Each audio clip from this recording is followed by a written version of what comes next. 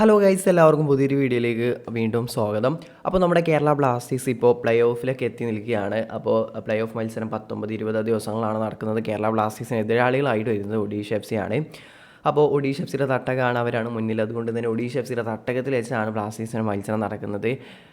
കലിംഗ സ്റ്റേഡിയമാണ്. അപ്പോൾ അവിടെ ഇതുവരെയും കേരള ബ്ലാസ്റ്റേഴ്സിന് അവർക്കെതിരെ വിജയിക്കാൻ പോലും സാധിച്ചിട്ടില്ല. അതുപോലെ തന്നെ പിന്നെ ഈ പ്ലേ ഓഫിലേക്ക് വരുമ്പോൾ പല ബ്ലാസ്റ്റേഴ്സ് ആരാധകർക്കും അത്ര പ്രതീക്ഷയൊന്നുമില്ല ബ്ലാസ്റ്റേഴ്സിൻ്റെ മുകളിൽ. അതിനുള്ള ഒരു പ്രധാന കാരണം നിലവിലെ ബ്ലാസ്റ്റേഴ്സിൻ്റെ പെർഫോമൻസ് ആണ്. ഇപ്പോൾ ലാസ്റ്റിൽ ഹൈദരാബാദ് എഫ് സിയോട് വിജയിച്ചെങ്കിലും അതിനു മുമ്പ് ഇപ്പോൾ നമ്മൾ ഈ 12ഓളം മത്സരങ്ങളായിട്ട് സെക്കൻഡ് ഫേസിലേക്ക് കടന്നിട്ട് വെറും 2 വിജയം മാത്രമാണ് ബ്ലാസ്റ്റേഴ്സിന് കരസ്ഥമാക്കാൻ സാധിച്ചിട്ടുള്ളത്.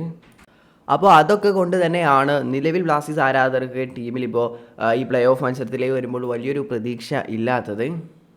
എന്നിരുന്നാലും ചെറിയ പ്രതീക്ഷ എന്ന് വെച്ചാൽ ഈ നോക്കൗട്ട് മത്സരത്തിൽ വരുമ്പോൾ ലീഗ് മത്സരം പോലെയല്ല, വ്യത്യസ്തമായിട്ട് തന്നെയായിരിക്കും ഓരോ ടീമുകളും മത്സരിക്കാൻ പോകുന്നത്. അപ്പോൾ ഒരു പ്രതീക്ഷയില്ല എന്നും പറയാൻ സാധിക്കില്ല. അപ്പോൾ അതൊന്നല്ല ഞാൻ വീഡിയോയിൽ ഉദ്ദേശിക്കുന്ന കാര്യം. അപ്പോൾ ഇന്നത്തെ വീഡിയോയിലൂടെ ഞാൻ പറയാൻ പോകുന്നത് നമ്മളെ കേരള ബ്ലാസ്റ്റേഴ്സിൻ്റെ ഹൈലൈൻ ഡിഫൻസിനെ കുറിച്ചാണ്. അപ്പോൾ അതിൽ വരുന്ന ബ്ലാസ്റ്റേഴ്സിൻ്റെ ഡിഫൻസിൻ്റെ കുറച്ച് പോരായ്മകൾ ചൂണ്ടിക്കാണിച്ചാണ്ടുള്ളൊരു വീഡിയോ ആണ്. ഇപ്പോൾ സെക്കൻഡ് ബേസിലേക്ക് വരുമ്പോൾ ബ്ലാസ്റ്റേഴ്സിന് ഇത്രയും മത്സരങ്ങളുടെ ഈ തോൽവിക്കൊക്കെ ഒരു പ്രധാന കാരണമായിട്ടുള്ളത് ബ്ലാസ്റ്റേഴ്സിൻ്റെ ഡിഫൻസിലെ ഒരു മോശം പെർഫോമൻസ് എന്ന് തന്നെ പറയാം. സെൻട്രൽ ബാക്കുകളായിട്ട് കളിക്കുന്ന പ്ലേയേഴ്സൊക്കെ ഒരു ഫോം ഡിപ്പായിട്ട് നിൽക്കാമെന്ന് തന്നെ പറയണം. നമ്മുടെ ഫസ്റ്റ് ബേസ് നോക്കുകയാണെങ്കിൽ ജനുവരിക്ക് മുമ്പ് വരെ ഡിസംബർ ലാസ്റ്റ് വരെയുള്ള ബ്ലാസ്റ്റേഴ്സിൻ്റെ മത്സരം 12ഓളം മത്സരം ബ്ലാസ്റ്റേഴ്സ് കളിച്ചു. അതിൽ നിന്ന് വെറും 10 ഗോളായിരുന്നു ബ്ലാസ്റ്റേഴ്സ് കൺസീഡ് ചെയ്യുന്നുണ്ടായിരുന്നത്. എന്നാൽ അതിനുശേഷം ഈ സെക്കൻഡ് ബേസിൽ വന്ന് 10 മത്സരം കളിച്ച ബ്ലാസ്റ്റേഴ്സ് 21 ഗോൾ കൺസീഡ് ചെയ്തിട്ടുണ്ട്. ആ ഫസ്റ്റ് ബേസിൽ നമ്മുടെ ഡിഫൻസ് അത്രയും പെർഫെക്റ്റ് ആയിരുന്നു. ലാസ്റ്റ് 3 ഗെയിം അതും മികച്ച ടീമുകൾക്കെതിരെ പഞ്ചാബ്, അതുപോലെ തന്നെ പിന്നെ മോഹൻ ബഗാൻ, മുംബൈ സിറ്റി, അതും മോഹൻ ബഗാൻ്റെ ഗ്രൗണ്ടിൽ പോയി. അങ്ങനെ ആ 3 മത്സരം നമുക്ക് തുടർച്ചയായി 3 മത്സരത്തിൽ നമുക്ക് ക്ലീൻ ഷീറ്റ് വരെ സ്വന്തമാക്കാൻ സാധിച്ചിട്ടുണ്ടായിരുന്നു. അവിടെ നിന്നാണ് നമ്മുടെ ഡിഫൻസ് ഇപ്പോൾ നിലവിൽ നമുക്ക് യാതൊരു ഉറപ്പില്ല. ഏതൊരു ബ്ലാസ്റ്റേഴ്സ് ഫാൻസിനോട് ചോദിച്ചാലും നമുക്കിപ്പോൾ നിലവിൽ പറയാൻ പറ്റും, നമ്മളെ ബോക്സിലേക്ക് ഒരു ക്രോസ് വരികയാണെങ്കിലോ ഒരു ലോങ് ബോൾ വരികയാണെങ്കിലോ അത് ഡിഫൻസിനെ കടന്ന ഒരു ഗോൾ അടിക്കുന്നുണ്ട്. എപ്പോഴും ഭയമാണ് കളിയിരുന്ന് കാണുമ്പോൾ. ഒരു ലോങ് ബോൾ എന്തെങ്കിലും ബോക്സിലേക്ക് വരികയാണെങ്കിലും അതുപോലെ ഒരു കൗണ്ടർ അറ്റാക്ക് അങ്ങനത്തെ സംഭവങ്ങൾ എന്ത് വരികയാണെങ്കിലും അതൊക്കെ വന്ന് പോസ്റ്റിലേക്ക് കയറുന്നുണ്ട്. നമുക്കൊരു പ്രതീക്ഷയോടെ ഡിഫൻസ് സ്ട്രോങ് ആണെന്ന് വെച്ച് കളി കാണാൻ നമുക്കിപ്പോൾ നിലവിൽ പറ്റുന്നില്ല. അതിലപ്പോൾ കണ്ടുള്ള കുറേ പോരായ്മകളുണ്ട്. നമ്മുടെ സെറ്റ് പീസ് ഡിഫെൻഡിങ് ഒക്കെ വളരെ മോശമാണ്. അതിനെക്കുറിച്ചല്ല, ഹൈലൈൻ ഡിഫൻസുമായി ബന്ധപ്പെട്ട് എന്തുകൊണ്ട് ആശാന് ഇത്രയും ഗോളുകൾ അതിലൂടെ നമ്മൾ കൺസീഡ് ചെയ്യുന്നുണ്ട്. ഇപ്പോൾ ലാസ്റ്റ് 3ഓളം മത്സരങ്ങളിൽ നിന്ന് നമുക്ക് 2-3 ഗോളായിട്ട് അങ്ങനെ കൺസീഡ് ചെയ്തിട്ടുണ്ട്.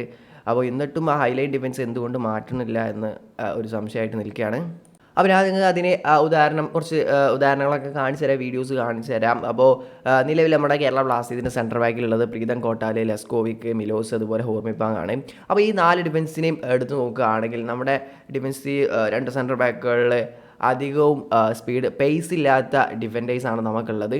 ആകെതിൽ കുറച്ചെങ്കിലും പേസ് ഉള്ള ഒരു ഡിഫൻഡർ എന്ന് പറയുകയാണെങ്കിൽ ഹോർമിപ്പാങ് ആണ്. നമുക്ക് അധികം ഇപ്പോൾ നമ്മൾ കളിക്കൽ 2 സെൻട്രൽ ബാക്കിൽ വിദേശ സെൻട്രൽ ബാക്കിൽ വെച്ചാണ്. ഹോർമിപ്പാങ് ഇടയ്ക്ക് ഇറങ്ങും, പിന്നെ ഇടയ്ക്ക് പ്രീതാവും. ഓരോ കളിയിലും പല പല ഡിഫൻസാണ് നമ്മൾ ഇപ്പോൾ യൂസ് ചെയ്യാറുള്ളത്. ആദ്യം നമ്മൾ ആ 3 ക്ലീൻ ഷീറ്റൊക്കെ സ്വന്തമാക്കിയിരുന്നത് ലെസ്കോ ആൻഡ് മിലോസ് കോമ്പിനേഷനിലായിരുന്നു. അപ്പോൾ അന്നൊക്കെ നല്ല സ്ട്രോങ് ആയിരുന്നു. എന്നാൽ സെക്കൻഡ് പേസിലേക്ക് വന്നിട്ട് അവർ തമ്മിൽ കളിച്ചിട്ടുള്ള കളിയിലും ഗോളുകൾ വഴങ്ങുന്നതിന് ഒരു കുറവും ഇപ്പോൾ ഇല്ല. അപ്പോൾ നമ്മൾ ഹൈലൈനെ കുറിച്ച് പറഞ്ഞതെന്ന് വെച്ചാൽ നമ്മളിപ്പോൾ ലാസ്റ്റ് നോക്കുകയാണെങ്കിൽ ജംഷഡ്പൂർ എഫ് സിക്കെതിരെ നമ്മൾ വഴങ്ങിയൊരു ഗോൾ നോക്കുകയാണെങ്കിൽ അതിൽ ഒരു ലോങ് ബോൾ ജസ്റ്റ് വരുന്നു. അവിടെ ഹാവിയർ സിവേറിയാണ് അവർ സ്ട്രൈക്കറായിട്ടുള്ളത്. 2 സെൻറ്റർ ബാക്കും അത്രയും കയറിയിട്ടാണ് നിൽക്കുന്നത്. നമ്മുടെ ഹൈലൈൻ എന്ന് വെച്ചാൽ നമ്മൾ അത്രയും കയറിയിട്ട് അതും സെൻട്രൽ ലൈനിനോട് ചേർന്നിട്ടൊക്കെയാണ് നമ്മുടെ ഡിഫൻസ് നിൽക്കുന്നത്. അപ്പോൾ അതുകൊണ്ട് തന്നെ ബാക്കിൽ നല്ല സ്പേസ് ഉണ്ട്. കുറച്ച് ഈ ഡിഫൻഡേഴ്സിനെക്കാട്ടും കുറച്ച് സ്പേസുള്ള ഒരു സെൻറ്റർ ഫോർവേഡ് ഉണ്ടെങ്കിൽ സിമ്പിളായിട്ട് നമ്മളെ പോസ്റ്റിലേക്ക് വന്ന ഒരു ഗോൾ അടിക്കുന്നുണ്ട്. പിന്നെ ഇവാൻ്റെ ഒരു സിസ്റ്റത്തിലേക്ക് വരികയാണെങ്കിൽ നമ്മുടെ വിങ് ബാക്കേഴ്സൊക്കെ നല്ല സ്ട്രോങ് ആണ്. നല്ല അത്യാവശ്യം പേസുള്ള സന്ദീപ് ആയാലും നോച്ച സിംഗ് ആയാലും നല്ല പേസുള്ള പ്ലേയേഴ്സാണ്. എന്നാൽ ഇവാൻ്റെ സിസ്റ്റത്തിൽ അവരൊക്കെ ഓവർലാപ്പ് ചെയ്ത് കയറി പോകുന്നവരാണ്. അവരൊക്കെ മുമ്പിലായിരിക്കും. വെറും 2 സെൻട്രൽ ബാക്കുകൾ മാത്രമാണ് ഇവിടെ നമ്മളെ ബാക്കിൽ ഉണ്ടാവാറുള്ളത്. അതുകൊണ്ട് തന്നെ ഏതൊരു ലോങ് ബോൾ വരികയാണെങ്കിൽ അത് അവർ എടുത്ത് കൊണ്ടുപോവുകയാണ്, ഗോൾ അടിക്കുന്നുണ്ട്. ഇവിടെ ഈ ജംഷഡ്പൂർ എഫ് സികളുടെ ഈ വീഡിയോയിൽ നോക്കിയാൽ മതി. അത്രയും സിമ്പിളായിട്ടാണ് നമ്മുടെ ഡിഫൻഡേഴ്സിന് ഓടിപ്പിടിക്കാൻ സാധിക്കുന്നില്ല. അതുപോലെ തന്നെ തൊട്ടടുത്ത മത്സരത്തിൽ നോർത്ത് ഈസ്റ്റ് യുണൈറ്റഡ്, അടുത്ത മത്സരം നോർത്ത് ഈസ്റ്റ് യുണൈറ്റഡ് ആയിരുന്നു. അന്ന് നമുക്ക് ഒരു ഫസ്റ്റ് ഹാഫിൽ തന്നെ ഒരു ഇതുണ്ടായിരുന്നു. നെസ്റ്റോർ ഓടി എടുത്തിട്ടുണ്ടായിരുന്നു. ലോങ് ബോൾ വന്നപ്പോൾ സിമ്പിളാണ്. അത് അത്ര വലിയ ഹൈലൈറ്റിലൊന്നും ഇല്ലെന്ന്, എന്നാലും ലോങ് ബോൾ വന്നപ്പോൾ പ്ലെയർ ഓടിയെടുത്തു. അത് എന്തോ ഒരു ഭാഗത്തിൽ ഗോളായി മാറിയില്ല.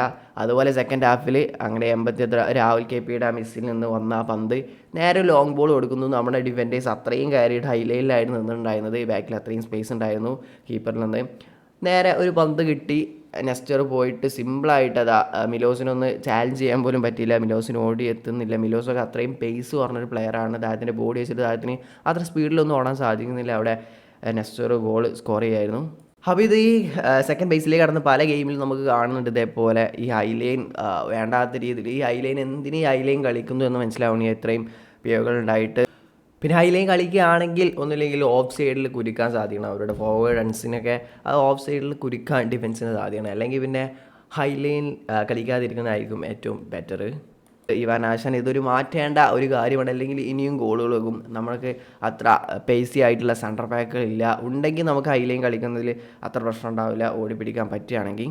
മറ്റേത് വളരെ റിസ്ക് ആയിരിക്കും എന്നാണ് എനിക്ക് പറയാനുള്ളത്. അപ്പോൾ ഇതാണ് ഈ വീഡിയോയിലൂടെ ഞാൻ ഉദ്ദേശിച്ചത്. എന്തായാലും നിങ്ങൾക്ക് എങ്ങനെ മനസ്സിലായി എന്നറിയില്ല. എന്തായാലും വീഡിയോ ഇഷ്ടപ്പെട്ട ലൈക്ക് ചെയ്യുക. വീഡിയോയുമായി ബന്ധപ്പെട്ടുള്ള നിങ്ങളുടെ അഭിപ്രായം എന്തായാലും കമൻറ്റായി രേഖപ്പെടുത്തുക. അപ്പോൾ ഇതൊക്കെ റെഡി ആക്കിയാൽ തന്നെ നമുക്ക് ആ പ്ലേ ഓഫിലേക്ക് മികച്ച രീതിയിൽ പെർഫോം ചെയ്യാൻ സാധിക്കുള്ളൂ. ഇതൊക്കെ സെറ്റാകുമെന്ന് നമുക്ക് പ്രതീക്ഷിക്കാം. ഇവാൻ ആശാന് കണ്ടറിഞ്ഞ് ചെയ്യും. എന്തായിരിക്കും പ്ലേ ഓഫ് മത്സരങ്ങൾ എന്നൊക്കെ കണ്ടറിയാം. വീഡിയോ അവസാനിക്കുകയാണ്. നെക്സ്റ്റ് വീഡിയോയുടെ വീണ്ടും കാണാം. അതുവരെയും ബൈ.